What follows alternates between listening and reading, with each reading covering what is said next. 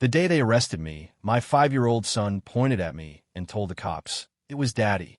He pushed Grandpa." My wife, Isabella Vance, the CEO of the corporation, collapsed in her brother's arms, tears streaming down her face. "Ethan, I can't believe it was you. That's my father. How could you?" As the police snapped handcuffs on my wrists, she screamed with all her might, her eyes a perfect portrait of grief and betrayal. Through the crowd of onlookers, I took one last look at her. She was nestled in her brother Julian's arms, but the corner of her eye flickered toward the company's vice president, Mark Peterson. In that split second of eye contact, I saw it, the irrepressible flicker of joy and the profound relief of a plan perfectly executed. I almost smiled. "Isabella, you're a hell of an actress. Too bad you have no idea what I really do for a living." As the cold steel of the handcuffs closed around my wrists, I was unnervingly calm. The squad car siren wailed as it carried me away from the gilded cage I had built for Isabella with my own 2 hands, a $50 million mansion overlooking Lake Washington. Through the rear window, I could still see her, propped up by Julian and Mark, sobbing so hard it looked like she might pass out. And my son, Cody, was being held by the nanny. His little face was stained with tears, but his eyes darted away, refusing to meet mine. Such great acting, such a flawless script. If I weren't living it, I'd be giving them a standing ovation. The lights in the Seattle PD interrogation room were a sterile, buzzing white, beating down on my face. Across the table, 2 detectives, one old and one young, wore grim expressions. Ethan Hayes, male, 35, Chief Technology Officer at Astratech. "Is that correct?" The older one, Detective Miller, asked, his voice a low grumble as he tapped a folder on the steel table. I nodded. "That's me.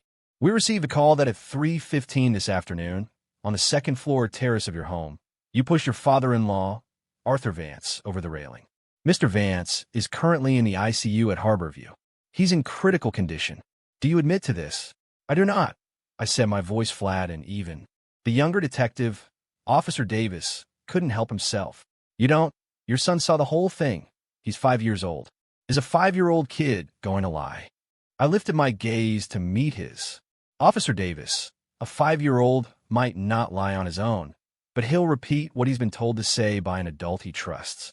In psychology, it's called an implanted memory." Davis was taken aback, clearly not expecting a murder suspect to calmly lecture him on developmental psychology.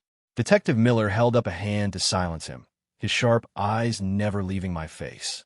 "Ethan, we've looked into your background. You're an orphan, graduated from MIT, and built a tech startup from nothing. You created the core architecture for what would become Astratech. Then you married Isabella Vance, the daughter of Arthur Vance, and merged your tech into Vance Holdings. Everything you have came from the Vance family. So why would you do it? To gain control of the corporation." A dry laugh escaped my lips, sounding harsh and out of place in the small room. "Detective, that's a creative theory. But the fact is, the true core asset of Astratech was never the Vance family's capital. It's the technology inside my head. Why would I harm a man who, for the most part, treated me decently for something I already own?" "Treated you decently?" Miller raised an eyebrow. "Our information suggests Arthur Vance was never thrilled about you. He thought your blue-collar background made you unworthy of his daughter. That's how it looked from the outside," I said quietly. "Relationships between people are far more complicated than you can imagine." The interrogation hit a wall. They had no physical evidence. Their only eyewitness was a 5-year-old whose testimony was legally shaky at best. But the court of public opinion was already convicting me. Tech genius from the wrong side of the tracks tries to murder his father-in-law to seize control of the family fortune. It was the perfect headline, feeding right into the public's favorite stereotypes. And that's exactly what Isabella and her crew wanted. All they needed was to keep me locked up long enough for them to dismantle everything I'd built and swallow it whole. "Ethan, you'd be wise to cooperate. It'll go easier for you." I leaned back in a hard plastic chair, trying to find a comfortable position. "Detectives, I need to see my lawyer."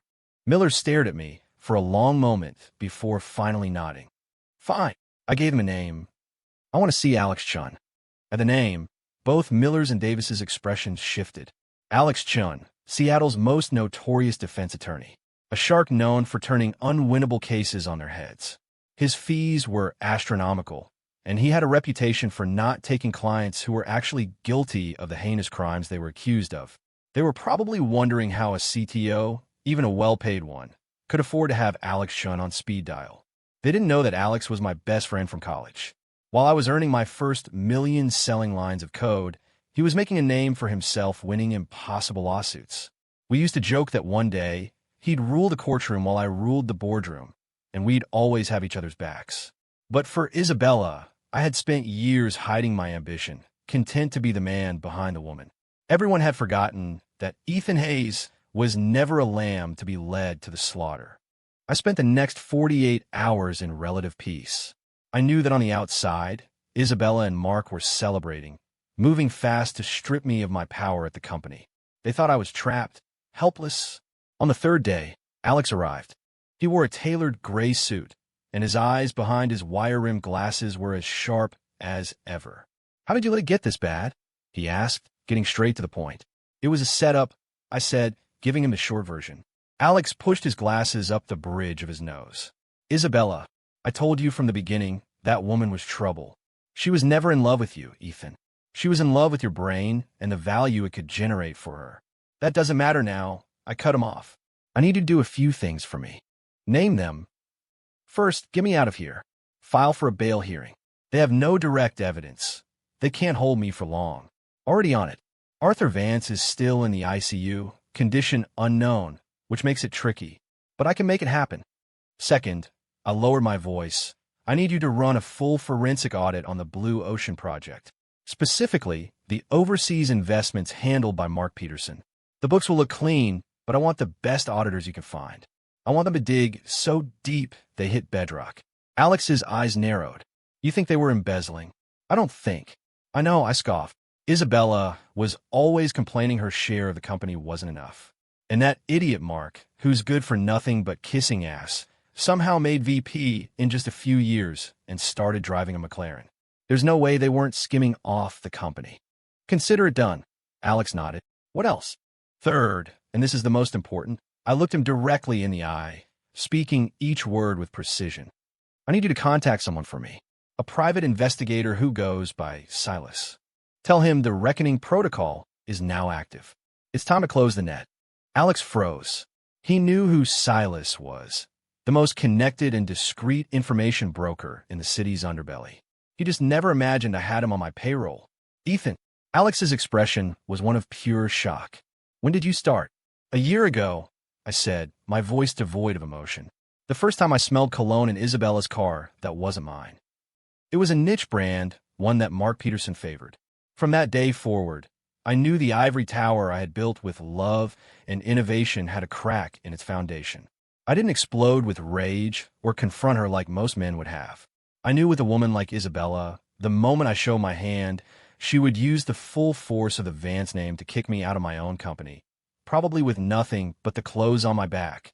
So I played the long game. I stayed silent and started making my own moves. I hired Silas on a heavy retainer to watch Isabella and Mark 24/7.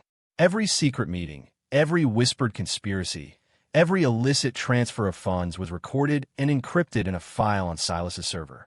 I thought that with that evidence, I could force a quiet, civilized divorce. I thought I could protect my son and the company I poured my life into. I never imagined she would be so much more ruthless than I was. She wasn't content with just half of my assets.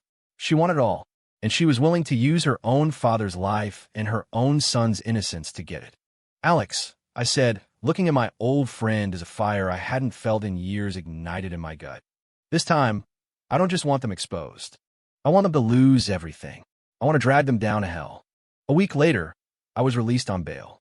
Arthur Vance's surgery had been successful, but he'd slipped into a deep coma, a vegetative state. It was part of their plan, a victim who could never speak the truth. As I walked out of the precinct, the sunlight felt harsh. I didn't go home. I drove straight to the office. When I pushed open the doors to the executive suite on the top floor of the Strategist Tower, the scene inside was even more cliché than I'd imagined. Isabella was sitting in my chair behind my desk. Mark stood behind her, his hand resting intimately on her shoulder. On the desk was a half-empty bottle of Romanicani and 2 wine glasses. My sudden appearance shattered the cozy atmosphere. Isabella's face went white, a look quickly replaced by a mask of forced composure and rage. "Ethan, what are you doing out?" Mark panicked, instinctively snatching his hand back, but it was too late. "What's the matter?" Disappointed to see me, I walked slowly into the room, my eyes glancing at where his hand had been, a sarcastic smile playing on my lips. "Were you hoping I'd rot in a cell for the rest of my life, so you two snakes could legitimize this little takeover of yours?" "What are you talking about?" Isabella shrieked, like a cornered animal. "Ethan, you're a murderer. You have no right to be here. Security. Where's security?" "Don't bother," I said, walking to the desk. I picked up the ridiculously expensive bottle of wine, poured myself a glass, and swirled the deep red liquid. "As long as I'm the majority shareholder and legal representative of this company, security reports to me." My words landed like a sledgehammer. It was true. Isabella was the CEO, but I had designed Astrateca's corporate structure specifically to prevent a hostile takeover by the Van Cess. I held 51% of the voting shares, a controlling interest.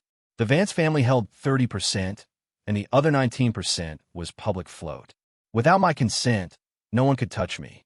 Their plan to send me to prison was a legal maneuver to have me declared unfit to perform my duties, allowing the second largest shareholder, the Vance family, to assume my authority and seize the company. "Don't get cocky, Ethan," Mark snarled, his bravado paper-thin. "The case against you for trying to kill the chairman isn't over. The board has already voted to suspend all of your duties. Isabella is in full command." "Is that so?" I took a sip of the wine. It was excellent. "Mark, have you forgotten how I promoted you from a junior project manager to the seat you're in today? Every single report you've submitted, every proposal you've drafted, wasn't my red pen that fixed every word. You think you're in any position to talk to me about the board?" Mark's face turned a deep, blotchy red. I ignored him, turning my attention to Isabella, the woman I had loved for 8 years. "Isabella, I've been wondering," I asked softly, as if discussing the weather. "Why? Wasn't what I gave you enough? The prestige, the power, the wealth. I gave you everything I had to make you the respected CEO everyone admires. Why betray me for him?" I gestured vaguely at the useless lump of ambition standing behind her. A storm of emotions crossed Isabella's face. Guilt, malice, but mostly a kind of hysterical madness. "Enough? It's never enough," she hissed, her voice trembling with rage. "You don't get it, Ethan. Did you think giving me things would make me grateful? You were an orphan with nothing. What right did you have to stand beside me? Everyone said I was slumming it, that I'd married beneath me. Do you have any idea how sick it made me to see the pity in their eyes every time we walked into a room together? I wanted a man I could look up to, a man worthy of Isabella Vance, not some charity case who only got a start because my father invested in him. And why should you have 51% of the stock? This is a Vance company. You were just an employee." So that was it. In her eyes, all my work, my genius, my success, was tainted by the original sin of my background. I laughed, a hollow, bitter sound. "Well said." I clapped slowly. "So, you and Mark conspired to funnel company money into your own shell corporations while plotting to send me to prison to get rid of me once and for all." The moment I said shell corporations, the color drained from both of their faces. How could you know that?" "Secrets have a way of coming out," I said, setting my glass down. My gaze turned as cold as the interrogation room lights. "Isabella, Mark, your game is over." After I dropped this shell corporation bomb, Isabella and Mark completely fell apart. They never imagined that me, the nerd who only cared about code, would have a clue about their financial schemes. "Ethan, don't you dare make baseless accusations," Isabella blustered, trying to regain her footing. "Where's your proof?" "Proof?" I pulled a thick file from my briefcase and tossed it on the desk. "This is the complete forensic audit of the Blue Ocean Project, courtesy of Alex Chen's team. It took them 3 days and nights. It shows that over the past year, 3 investments totaling $50 million were funneled to a shell company in the British Virgin Islands. A company registered to a Mark P. Sound familiar, Mark?" Sweat beaded on Mark's forehead. His knees buckled, and he nearly collapsed. Isabella snatched the report, her face a mask of disbelief. She flipped through the pages frantically, muttering, "Impossible." The books were balanced. There's no way they could have found it. "Anything is possible," I said, looking down at her. "Did you really think that fancy accounting firm Mark hired was foolproof? You didn't know the senior partner is my old professor from MIT. It only took one phone call. Sometimes your network is more powerful than money." Arthur Vance had taught me that. Now I was using his lesson against his own daughter. "Isabella, embezzlement, misappropriation of corporate funds. That's a federal crime. You know how many years you'll get for that, don't you?" "No, Ethan, you can't." She finally broke, lunging to grab my arm. I sidestepped her, disgusted. She stumbled and fell to the floor, looking up at me with genuine fear in her eyes for the first time. "We're married, for better or for worse. What good does this do you? The company will suffer." "Married?" I laughed as if it were the funniest joke I'd ever heard. "We stopped being married the moment you sent me to the police. As for the company, don't worry. It'll be fine. Without you two parasites draining it dry, Astratech will be better than ever. What about Cody? He's your son. Do you want him to have a mother in prison?" She played her last card. The mention of my son was a sharp, unavoidable pain. I crouched down, looking at the woman I once loved more than life itself. "You were the one," I said, enunciating every word, "who taught him to point at his own father and call him a murderer. From that moment on, Isabella, you were no longer fit to be his mother." Without another glance, I turned and walked away. Alex was waiting outside the door with several police officers and federal agents. "Officers, I'd like to report a crime," I said, gesturing back into the office. "Isabella Vance, the CEO of Astratech, and Mark Peterson, the VP, are suspected of embezzlement and corporate fraud. I have all the evidence you need." As the police led Isabella and Mark away in handcuffs, their faces were ashen. The entire office was in an uproar. The employees stared at me with a mixture of awe and fear. They had never imagined that the quiet, mild-mannered Mr. Hayes, the tech genius, was capable of such a ruthless counterattack. I called an emergency board meeting, presented the evidence, and formally removed Isabella and Mark from all their positions. The Vance family representative, my brother-in-law Julian, sat through the entire meeting without saying a word, his face pale and drawn. He knew, of course. He was in on his sister's schemes. He was just gambling that I didn't have direct proof against him. He gambled wrong. As the meeting adjourned, I called out to him, "Julian." He stiffened, forcing a smile that was more like a grimace. "Mr. Hayes, what can I do for you?" "A little parting gift," I said, handing him another manila folder. His hands trembled as he opened it. Inside were copies of doctor contracts he had signed with project managers, along with records of kickbacks he had received from inflating procurement costs. Every transaction was meticulously documented. Julian stared at me, speechless with terror. "Consider this a family courtesy," I said, clapping him on the shoulder. "Go to the authorities, confess, and return every cent you stole. If you do, I might consider providing a statement of leniency to the court. If not, well, you know the consequences." Julian's legs gave out, and he slumped into a chair, utterly defeated.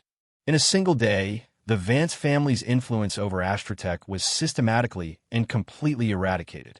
By the time I had cleaned house at the office, night had fallen. I drove back to the mansion that I once called home. The nanny saw me and froze, too scared to speak. "Where's Cody?" I asked. In his room. He hasn't eaten all day."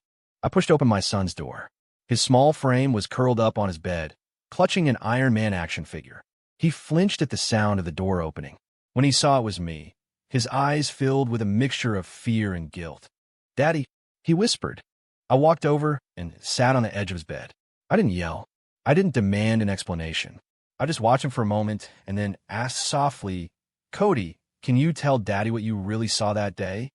He was just a kid. Under my calm gaze, the dam of his fear and confusion finally broke. With a gut-wrenching sob, he threw himself in my arms and cried his heart out. "Daddy, I am sorry. I didn't see you push Grandpa. Mommy told me to say that." Between choke sobs, the whole story came out. He had accidentally overheard Isabella and Mark plotting in the study. When Isabella found him, instead of comforting him, she twisted his fear and his trust in her into a weapon. She told him they were going to play a game to protect Daddy. All he had to do was tell the police he saw Daddy accidentally push Grandpa. If he did, she said, the police wouldn't take Mommy or Uncle Mark away, and Daddy would get to come home very soon. And my innocent son believed her. He thought he was saving me. He had no idea he was the knife his mother used to stab me in the heart. Listening to his story, I held his small, trembling body, a storm of emotions raging inside me. Anger, heartbreak, but more than anything, a chilling, profound horror at what Isabella had done. Even a most venomous snake protects its young. But she, for her own greed, had poisoned our son's mind. Sure, it's okay. Stop crying, I whispered, stroking his back. Daddy's not mad at you. It's my fault.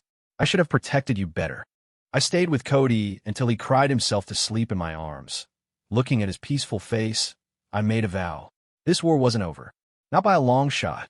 Isabella and Mark would go to prison for embezzlement, but not forever. Julian would get an even lighter sentence for cooperating. The moment they got out, they would come for me. I couldn't give them that chance. I called Alex. Alex, I need you to do one more thing. File for divorce. I want full, sole custody of Cody.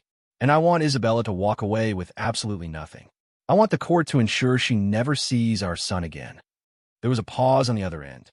Ethan, with the proof of infidelity and fraud, the divorce and custody are a slam dunk.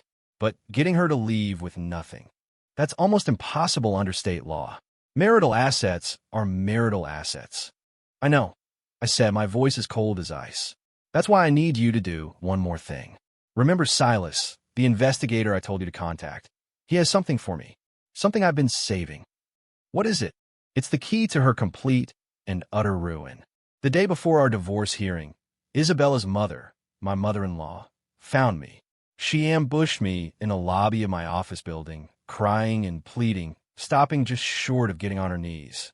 Ethan, please, let Isabella go.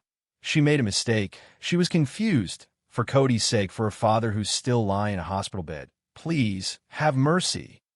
I looked at this elegant woman, now a disheveled, weeping mess, and felt nothing. A mistake. Conspiring with her lover to gut my company, frame me for attempted murder, and use her own son as a false witness. That's a mistake? Ma'am, I couldn't even bring myself to call her by her name. You should be asking your daughter if she ever thought about Cody, or her father, when she was making her mistakes. She knows she was wrong. She really does. She clutched at my sleeve. Ethan, if you drop the charges and the divorce, will agree to anything. Her shares in the company, the Vance family shares, will sign them all over to you. Please. Her performance was so pathetic, it was almost laughable. This family truly shared a talent for the dramatic. Did they really think this was still about shares? It's too late, I said, pulling my arm free. You can't unring a bell. I'll see you in court. I walked away, ignoring the torrent of sobs and curses she screamed at my back. The next day in court, Isabella and I faced each other from across the room, seated at the plaintiff and defendant tables. She was thinner, her face gaunt, but the look in her eyes was pure venom. The proceedings went smoothly. Alex presented the mountain of evidence Silas had compiled. Photos, videos, hotel receipts documenting Isabella's affair with Mark. He followed it with the official court judgments for their embezzlement and fraud charges. Isabella's lawyer was hopelessly outmatched, unable to counter any of it. The divorce was a certainty. Custody of Cody was awarded to me without question. The only point of contention was the division of assets. According to Washington state law, community property is divided equitably. Even though Isabella was the at-fault party, she was still entitled to a significant portion of our shared assets, including company stock and real estate. We were talking about a fortune in the billions. Her lawyer argued that she was entitled to half of my 51% stake in Astratech, a full 5%. That was her endgame. She figured she could do a few years in prison and walk out a billionaire, ready to start over. I object, Alex stated, his voice calm but firm, cutting through the courtroom chatter. My client, Mr. Ethan Hayes, is petitioning the court to deny the defendant, Ms. Isabella Vance, any and all marital assets. The courtroom erupted in murmurs. Isabella shot up from her seat. That's impossible. Ethan, you bastard, you can't. The judge banged his gavel. Counselor, on what grounds? Alex, completely unfazed, pulled one last document from his briefcase. Your Honor, he said, handing the file to the clerk. I present to the court a prenuptial agreement. Isabella froze. I froze. I had no memory of ever signing a prenup. Alex shot me a look so subtle no one else saw it, then turned back to the judge. This agreement was signed by Mr. Hayes and Ms. Vance 8 years ago, the day before their wedding. It was drafted and witnessed by none other than Arthur Vance, the defendant's own father. An image of the document flashed onto the large screen in the courtroom. Everyone could see it clearly. There was only one major clause. In the event the marriage is dissolved due to a material breach by one party, including but not limited to infidelity, domestic abuse, or the commission of a felony, the at-fault party forfeits all claims to any and all shared marital assets. And at the bottom were 2 signatures, mine and Isabella's. And below that, the signature of the witness, Arthur Vance, alongside the official stamp of a notary public. Isabella stared at the screen as if she'd seen a ghost. That's a fake. It's a forgery. I never signed that, she shrieked. Ethan, you forged this. I'll sue you for perjury. The judge turned to me. Mr. Hayes, the defendant contests the authenticity of this document. Do you have a response? Every eye in the room was on me. I stood up and walked to the witness stand. My own mind was reeling, but I knew I had to trust Alex. This was his play. I took a deep breath.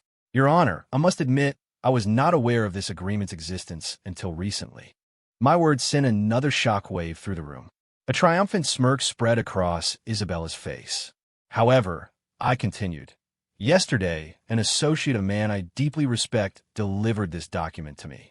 He told me it was a wedding gift from 8 years ago, a final failsafe to protect the marriage. That man, I said, my voice ringing with clarity, was my father-in-law, Arthur Vance. As the words left my mouth, the large doors at the back of the courtroom swung open. A nurse pushed a wheelchair into the room. Seated in it was a man who, though pale, looked alert and sharp. It was the man who was supposed to be in a coma in the ICU, the victim who was never supposed to speak again, Arthur Vance. The courtroom fell into a dead, stunned silence. Isabella's scream died in her throat.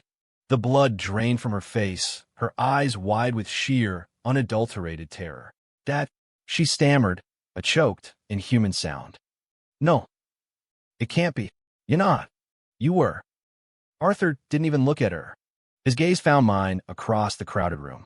His eyes, once so stern and critical of me, now held a complex mix of guilt, pride, and grim determination. Your Honor, he said, his voice weak but clear, that prenuptial agreement is authentic. I made them sign it myself. The judge, as shocked as anyone, banged his gavel. Order. Witness, please state your condition. Weren't you in critical care? Arthur managed a faint smile. My apologies for the alarm. I had a bad case of the flu. At my age, it takes a while to recover. As for the rumors of a coma, I believe those were fabrications by my disappointing daughter and certain hospital staff to serve her own agenda. His head turned, and his gaze, now like a shard of ice, finally fell upon Isabella. Isabella! His bark of a word made her flinch violently. Did you think I was old and senile? That I wouldn't see what you and that parasite were doing? The old man slammed his fist on the armrest of his wheelchair, his voice filled with anguish. I knew about you and Mark Peterson. I warned you to end it, but you wouldn't listen. And then you cooked up this disgusting, evil plan to frame the one man who has ever truly supported you, who built this family's future. Dad, no, it wasn't me. Isabella babbled, unable to meet his eyes. No, Arthur sneered. Do you think I'm deaf? I heard you and Mark on the terrace that day. I heard every word. How you were going to stage an accident, push me, and pin it on Ethan. How you would get Cody to be your star witness to make sure he never saw the light of day again. When I heard your plan, the shock nearly gave me a real heart attack. I knew I couldn't stop you too. You were blinded by greed. So, I had to play your game. The old man's eyes shifted back to me, a hint of apology in them. Ethan, I'm sorry you had to go through that. That day, I lost my balance and fell on my own. What I didn't count on was that my own daughter would be so monstrous as to deny me medical care, to bribe a doctor, to pump me full of sedatives, to induce a coma, just to make sure I could never tell my story. Luckily, I had my own plan. My personal physician switched out the drugs and helped me fake the critical condition. All for this moment, to be here in this courtroom and expose you for the monster you are. Every word Arthur spoke was a hammer blow, not just to Isabella, but to everyone in the room. The truth was finally revealed. This was never a story about a greedy son-in-law.